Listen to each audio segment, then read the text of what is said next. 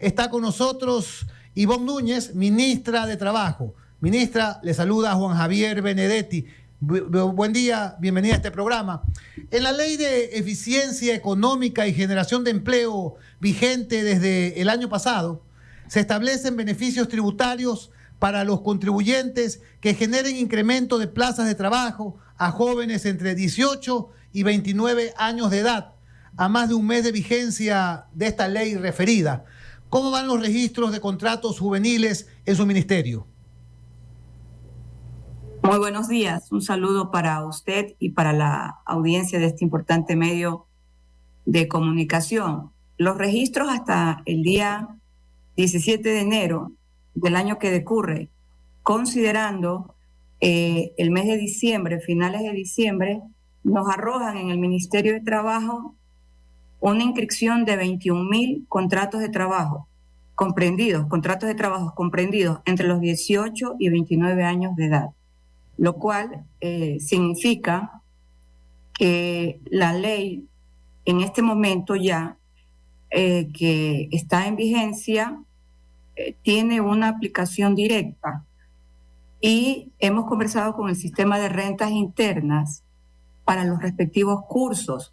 El primer curso se realizó la semana pasada a fin de que la ciudadanía y también todo el sector que contrata a los jóvenes comprendidos en estas edades puedan hacer las deducciones tributarias que la ley les ampara. Las deducciones se realizarán para el año 2025, pero nosotros estamos trabajando ya con el sistema de rentas internas para el cruce de la información directa. Señora ministra, en las últimas semanas ha existido malestar de los empleadores y trabajadores por problemas existentes en la plataforma digital del Ministerio de Trabajo, sistema SUT. La pregunta es si esto qué fue lo que aconteció y sobre todo si ya está resuelto este problema de forma total o parcial. Al asumir nosotros el ministerio el día 23 de noviembre, 2 semanas después, toda la plataforma digital del ministerio explotó, se destruyó totalmente. Todo el mes de diciembre y finales del mes y los primeros días del mes de enero se ha trabajado de manera intensa. El Ministerio de Telecomunicaciones tuvo que auxiliarnos, y CNT es la plataforma que tiene 4 niveles de ciberseguridad. Es la única plataforma que tiene estos niveles tan altos en el Ecuador. Entró a operar con nuestro ministerio. Tuvimos que hacer algunos préstamos, no económicos, sino de baterías y un sinnúmero de situaciones que nos permitió a finales del mes de diciembre estar operativos aproximadamente en un 60% de la página. Cuando digo aproximadamente en un 60% de la página, permítame decirle en dónde estamos operativos. En las inscripciones de las actas de finiquito, que eran una urgencia para el Ministerio de Trabajo, en razón de que siempre a fines de año se concluyen muchos contratos de trabajo y se elaboran las actas de finiquito. Se habilitó como prioridad principal poder entregar los certificados de no tener impedimentos de ejercer cargo público en el sector público, y también otros ítems. Apenas lo único que nos faltan son 3 o 4 ítems, es decir, aproximadamente el 15%. El gobierno de Israel también nos está ayudando, porque hemos pedido que la recuperación de la información que inicialmente nos dijeron que no se la podía hacer porque se había perdido, hay un 90% de recuperar la página, y el gobierno israelita, a través de los técnicos que nos designaron, nos están contribuyendo en esa recuperación tan importante de la información de nuestra página. Señora ministra, muy buenos días. Alfonso Harp la saluda, un placer conversar con usted. El gobierno está planteando dentro de la consulta popular una relacionada con temas de trabajo y concretamente con la posibilidad de establecer los horarios por tiempo definido, o sea, no por tiempo indefinido, sino por horas. Me gustaría que usted como ministra le diga al país cuál es realmente el contenido de la pregunta, a dónde avanza ese contenido, y también sobre la remuneración por ese pago por horas, porque se ha discutido mucho Hay algunos voceros que señalan por ahí, voceros en contra, que señalan que en el prorrateado se va a gastar menos, se va a ganar menos que en tiempo fijo. Hay otros que piensan que debe ganarse lo mismo, o incluso también hay personas que piensan que debería ganarse un poco más. Me gustaría conocer su criterio como ministra de Trabajo. Ahora, sobre todo, un punto de orden ahí, ministra. ¿Por qué es tan mal visto el contrato por horas en Ecuador? Y cuando en otros países esta modalidad laboral funciona de las mil maravillas. Bien, vamos a empezar que por qué es tan mal visto. Porque los constituyentes en el año 2007, en Montecristi, cuando elaboraron la Constitución, establecieron textualmente que se prohíbe la precarización laboral y definieron las prohibiciones del tipo de contratos. Ellos inician, cuando uno lee el artículo de la Constitución, ellos inician estableciendo allí o señalando que precarización es tercerización, que precarización es la contratación por horas de trabajo. Muy bien, ¿qué es lo que yo he explicado? Que cuando uno habla de precarización laboral, se refiere a que la precarización laboral no tendría contrato de trabajo ni tampoco todos los beneficios de ley, empezando por la afiliación al Seguro Social. Si yo le entrego a un trabajador todos los beneficios de ley que por obligación el empleador debe cumplirlas de acuerdo al artículo 42, a los artículos 111, 113, 69, 70, 71, del Código de Trabajo, pregunta esta ministra, ¿hay precarización? La respuesta es que no. Yo entiendo lo que los constituyentes hicieron, porque cuando comienzan a desarrollar el tema de la precarización laboral, ellos la primera precarización laboral que identificaron fue la tercerización laboral, que en efecto fue una crisis laboral que existió en ese momento. Pero si yo tengo todos los requisitos que la ley obliga al empleador a cumplirla y cumplo además con un mandato constitucional que es tener derecho al trabajo. Pregunta la ministra, ¿hay precarización laboral? No, porque el contrato va a estar inscrito ante este Ministerio de Trabajo y nosotros hacemos las inspecciones. Ahora, en relación a la pregunta formulada por el licenciado Hart, que me hace dos preguntas en uno. La segunda pregunta de las preguntas formuladas, la respuesta es la siguiente. Nosotros hablamos de retornar. Cuando digo retornar es porque ya existió el contrato a plazo fijo, porque el contrato a plazo fijo fue reformado y lo cambiaron por contrato a plazo indefinido. Aquí el criterio de este ministerio es que ese cambio que hubo de denominación tenía un criterio errado, porque en el momento en que dice contrato a plazo indefinido, le dieron a la estabilidad del trabajador una estabilidad ad infinitum, pensando que de esa manera cerraban el contrato y la estabilidad y que al trabajador o no se lo podía despedir o el trabajador podía laborar por el tiempo de vida que el trabajador quisiese. Sin embargo, el mismo Código de Trabajo permite la ruptura laboral por parte del empleador a través del trámite administrativo de visto bueno y por parte del trabajador también por trámite administrativo de visto bueno cuando sus remuneraciones no les son canceladas de manera puntual. Adicionalmente, si el trabajador quiere romper la relación laboral, la puede hacer mediante la notificación del desahucio.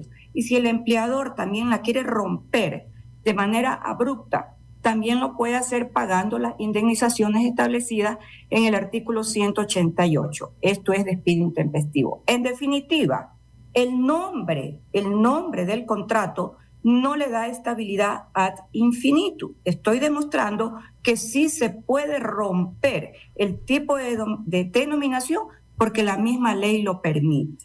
¿Por qué pensamos que es necesario retornar al contrato a plazo fijo? No solamente porque existió ya en el Ecuador, sino porque el contrato a plazo fijo le permite a usted manejar circunstancias, hechos exteriores en la relación laboral y también hechos interiores o subjetivos del mismo trabajador. Permite además una dinámica en el proyecto. Si usted tiene un proyecto de emprendimiento, la dinámica de la economía le permite ver cómo ésta se va desarrollando. Es decir, nosotros en situaciones como las que vivimos internamente, no está garantizada no está garantizado un trabajo de emprendimiento, que son los trabajos que más fracturas han tenido. Consideramos que es necesario retornar al contrato a plazo fijo. Bien, en relación al cálculo, ¿qué es lo que sostiene el Ministerio de Trabajo? Nosotros sostenemos lo siguiente. La ley en efecto establece que el salario básico unificado se lo debe dividir para 240 horas que comprenden todo el mes. Si yo lo divido para 240 horas, esta ministra ha señalado cuál es el resultado. El resultado es de menos de $2. Pero ¿cuál es el cálculo más beneficioso que toma el Ministerio de Trabajo en consideración que el trabajo por hora es una jornada especial? No es una jornada de 5 horas, sábado, domingo, descanso, 30 días para el cálculo. Entonces, la ministra toma 5 días a la semana por 8.40, 40 por 460 en derecho laboral. Yo tengo que ajustar qué es lo más beneficioso para el trabajador. Además, tengo un principio jurídico que me dice, cuando tenga duda, aplique lo más beneficioso para el trabajador. Así como existen otras leyes de carácter social. La ley del consumidor también me obliga a mí a inclinar siempre la decisión a favor del consumidor. Pero bien, la ministra dice, lo vamos a dividir para 160 horas. Esas 160 horas divididas me da un resultado que en la ponderación numérica, en el redondeo, me llega a $2.88. $2.88. ¿Cuál es el cálculo que tenemos que nosotros agregar? Todos los proporcionales de los décimos. 13º, 14º, vacaciones y también el aporte patronal. Nosotros allí llegamos a una hora de 3,79. Si yo lo redondeo porque me pasa los 50 centavos, 3,79, yo llego a 3,88. Esta sería la base, pero aquí yo quiero hacer un agregado que es importante. El artículo 55 del Código de Trabajo me dice que si usted trabaja en horas suplementarias, es decir, aquellas que van desde las 5 de la tarde hasta las 12 de la noche, en horas extraordinarias, de 12 de la noche a 8 de la mañana, y sábado y domingo, habrán recargos. En la primera del 50% sobre el valor hora, y en la segunda el 100% sobre el valor hora. Digo, un joven estudiante universitario que va a trabajar sábado y domingo, puede trabajar las 8 horas, sábado y domingo. ¿Cuánto va a ganar la hora del día sábado y del día domingo? Va a ganar 3.88 multiplicado por 2. Esa va a ser la hora de su jornada laboral porque la trabaja en hora extraordinaria, de acuerdo a lo que dice el Código de Trabajo. Ministra, buenos días. María Sol Pons le saluda, bienvenida a Punto de Orden. Este tema del contrato por horas ha sido totalmente satanizado en el pasado, como usted bien lo establecía, cuando se acuñó el tema de la precarización laboral. Cuando se desglosa el costeo, que también lo ha reportado el diario El Universo en detalle, este salto de 2,88 a 3,88 y luego el aumento pues de la hora premium, por decirlo así, que sábado y domingo, que siempre ha costado más la hora extra que la hora regular laboral. Uno se pregunta ¿por qué habría de incluirse el ítem de vacaciones en un costo de trabajo por hora, siendo que es una persona que trabaja exclusivamente horas y no está, digamos que las vacaciones, inclusive para la gente que factura por independiente, no están incluidas en servicios? Es decir, ¿cuál sería la distinción desde el ministerio en cuanto, porque, digamos, se siente una hora ya pesada, porque tiene la contribución al IES, la contribución de seguridad social, el horario de vacaciones, el 14º y el 13º. Es decir, ¿por qué incluir en esa hora? ¿Está usted repeliendo el tema de precarización laboral? ¿O qué tipo de conceptos están utilizando al hacer todo este incremento? Porque al final, si estamos hablando de una hora, de un trabajo por hora, de un sábado de $8, es bastante alto. Porque serán jornadas muy especiales. Es probable que el joven, sea hombre o sea mujer, que va a trabajar un día sábado y día domingo, vaya a tener un contrato de temporada. por ejemplo, ahora que nosotros entramos al tema de los carnavales, pero digo solo el ejemplo porque es una temporada al igual que fin de año. Entonces, no va a tener un trabajo per se por 12 meses, por 16 meses, por 18 meses. Por eso la ministra habla que es un contrato de trabajo tan especial que lo que más hay allí que cuidar es el cumplimiento de los derechos laborales, porque los derechos laborales se rigen por un principio, que es el principio de la irrenunciabilidad, de conformidad a lo que establece el artículo 326 de la Constitución de la República. Lo importante es el retorno a este tipo de modalidad de trabajo, que en el Ecuador sí se encuentra contenida como jornada parcial. Nosotros ya la tenemos como jornada parcial, pero este primer cálculo que el ministerio le ha entregado a la ciudadanía para el debate, y yo me alegro, me satisface que la ciudadanía comience a debatir de números. Yo sé que es un poco complicado y un poco complejo porque de hecho no nos gustan los números, no nos gusta, pero es importante porque la ciudadanía tiene que conocer cuál va a ser la enmienda a la Constitución de la República si pasa esta segunda fase en la que se encuentra la Corte Constitucional en el tema de esta pregunta. Pero por cierto, este cálculo que ha realizado el ministerio y que lo replica de manera muy puntual el diario El Universo después de la entrevista que nosotros concedimos como Ministerio de Trabajo, no va a ser el mismo valor, por ejemplo, para un profesor universitario. Un profesor universitario, si tiene evidentemente el título de maestría, gana $50 la hora. Si tiene su título de PH, tiene un recargo. Allí nosotros como ministerio tenemos la inmensa responsabilidad de emitir el acuerdo ministerial con los valores determinados de acuerdo al tipo de trabajo que va a realizar. Así como todos los años el ministerio emite el salario básico unificado. Ese es el primer acuerdo para establecer el salario básico unificado que va a regir al año siguiente. Pero acto seguido, el ministerio emite la tabla sectorial. Tabla sectorial, por ejemplo, el caso de un chofer que maneja un tráiler. Este chofer que maneja un tráiler gana más que el salario básico unificado. Nosotros también tenemos que emitir la tabla sectorial de acuerdo al tipo de trabajo que va a realizar la persona que llegue a ser contratada por horas. Me da mucho gusto escuchar su desglose y particularmente el conocimiento de la causa. Lo único que yo quisiera encomendarle desde simplemente la ciudadanía es que si no se genera más empleo, no necesariamente es porque no se quiere, sino porque justamente emplear a las personas, el costo de la formalización del empleo es muy alto y termina por repercutir en el performance de todos los negocios o todas esas actividades económicas que se quieren emprender. Al final la gente termina por hacer 3 o 4 funciones para no tener ese alto costo. Si el costo por hora va a terminar igual, digamos, inflado o no a un costo que el mercado lo pueda asumir o asimilar de manera fácil, entonces el contrato por hora va a quedar simplemente en un lindo escrito, en un papel, y la informalidad va a continuar rampeando en la calle y eso no se va a reflejar en un incremento del empleo adecuado. Usted identifica ahí 2 pilares y me alegra su pregunta. La una, la informalidad.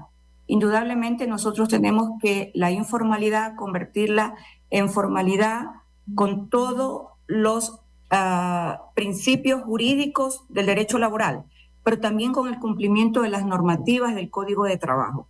Eso en relación a la informalidad. Y en relación a la formalidad, déjenme decirles algo. El trabajo por horas evita las ilegalidades. Yo he presenciado personas durante muchísimo tiempo que son contratadas de manera ilegal. Y cuando digo ilegal, no me refiero a actividades ilícitas, no. Me refiero a las ilegalidades porque no se cumplen con las formalidades que establece la ley. Es preferible un trabajador que tenga todas las formalidades legales y que tenga derecho también al seguro social. Es necesario también al seguro social darle mayores ingresos. Y nosotros, cuando hablamos del contrato por hora, nunca pensamos en el seguro social para sus ingresos, porque el seguro social ha sido devastado. Y aquí hay un punto cuando yo hablo de cómo al seguro social se le fueron restando valores intrínsecos o naturales de aportación. Me refiero a los aportes que mensualmente ahora son entregados al trabajador, que hacen relación al fondo de reserva, cuando estos valores del fondo de reserva siempre iban a la seguridad social. Pero eso es otro tema y en cualquier momento lo podemos conversar. Ministra, yo en lo personal, y voy a pronunciarme al respecto, yo estoy totalmente de acuerdo con que se establezca el contrato por horas. ¿Por qué? Porque primero es una puerta abierta al ejercicio de un derecho fundamental, que es el derecho al trabajo. Ese es el derecho macro. Lo otro, cómo trabajas, es otra cosa. Pero el derecho macro es el derecho macro, el más importante es el derecho a acceder al trabajo. Y de alguna manera esto coadyuva, porque no es que está sacrificando, no es que está eliminando lo otro, está aperturando a que haya más opciones de trabajo. Punto 1. Punto 2, el que trabaja por hora va a tener un ingreso superior, claro, sin contar con la, entre comillas, estabilidad de largo y que en algún momento de una liquidación tener unos ingresos adicionales, pero va a tener a la larga, por el trabajo por hora, va a tener un ingreso superior a que si fuera un trabajador con contrato indefinido. Y tercero, lo más importante, y esto no se dice y hay que decirlo, porque también hay que pensar en el empleador, no solamente en el trabajador, del cual es importante hablar de él, pensar en él, pero también en el empleador, que es en el que invierte. Esto va a mejorar la calidad del trabajo, porque hay que decirlo con la frontalidad del caso. Hay muchos empleados que una vez que ya están enrolados, que están formalizados, no ofrecen su mejor esfuerzo. Simple y llanamente, usted entra a una tienda y ni lo atienden, valga el comentario, ni lo atienden, o lo atienden con mala cara, o lo atienden con desgano, y el cliente que entra a una tienda a veces se decepciona por la mala actitud del empleado y se va a otro lado. ¿Y quién es el que pierde? El empleador, que obviamente en ese momento no está para atender al cliente, lo atiende muy mal un empleado y termina perdiendo ese cliente. Y entonces después no hay cómo deshacerse de un mal empleado. Acá hay la posibilidad de que el que entre a trabajar con ganas, a ganarse el centavo que se está ganando por hora. Y así mismo, si hace un buen trabajo, el empleador va a ser el más contento y lo va a mantener todo el tiempo que pueda. O sea, hay que decir también las cosas como son, señora ministra. Sí, yo estoy de acuerdo con usted y hago mías sus palabras. Primero, nosotros tenemos un derecho que es un derecho primario en el desarrollo de una persona. Cuando hablo del desarrollo, es la integralidad del ser humano, que es el derecho al trabajo. Yo pienso, como conclusión, que se le dio la espalda a los jóvenes. No se proyectó el trabajo para los jóvenes. Nosotros tenemos una constitución que tiene una vigencia de más de 20 años. Y yo pregunto si hubo un diseño para incorporar a la masa de los jóvenes al sector productivo del Ecuador. La respuesta es que no. Si hubo un diseño para que nuestros jóvenes, que día a día han ido incrementándose en el Ecuador en el desempleo y han sido la mayoría de ellos presas fáciles de los actos ilícitos y delictivos, y muchos de ellos han tenido que ir a las cárceles. Si hubo un diseño para ellos, para su ingreso a las universidades y a los centros de estudio superior, yo diría que no. Se les dio la espalda cuando se institucionalizó el famoso examen Quiero ser bachiller, que ni el nombre correspondía a la realidad cuando ya ellos eran bachiller. Se les cerró las puertas en las universidades públicas. Esa es la triste realidad que ha habido en el Ecuador. Y a mí, en lo personal, no solo que me apena, me indigna, porque esta ha sido una responsabilidad que no se la ha asumido con la suficiente valentía y en cumplimiento de la misma Constitución. El trabajo dignifica, permite el desarrollo del ser humano, genera alegría y déjeme decirles, también genera felicidad. Muchísimas gracias a la señora ministra de Trabajo, Ivonne Núñez, por su comparecencia en Punto de Orden. Buen día, señora ministra.